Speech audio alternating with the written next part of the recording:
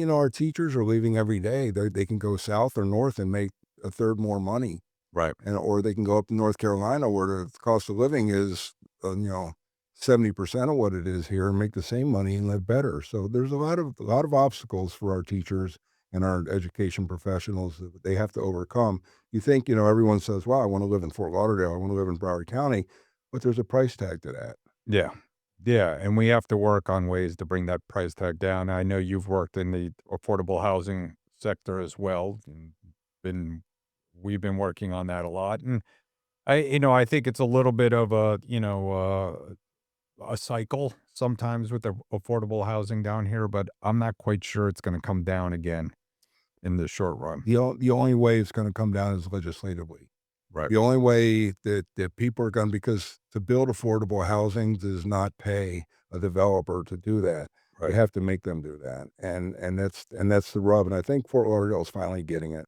I think Fort Lauderdale finally realizes that, listen, we need place for our workers to the people who support the infrastructure of the city, we need places for them to live. Well, you hired them. You had the Right. workers yourself, Sure. and it's hard. Yes. And I will tell you, of my 60 employees or whatever I had, um, none of them lived in Fort Lauderdale. I was the only one because I was the only one that could afford to. Right. Yeah. So they lived in Dade or They came from all over, yeah. all over the Well, place. most of them lived up in Palm Beach County, as a matter of fact. Right. Yeah. Western Palm Beach County. There's a lot of challenges. For Broward County. We have the tunnel/bridge. We have the widening of the port.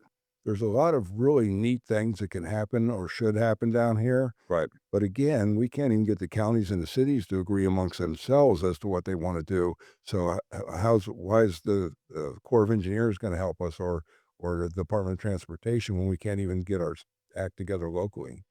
Well, that's organizations like the Broward Workshop is what we're trying to do, right?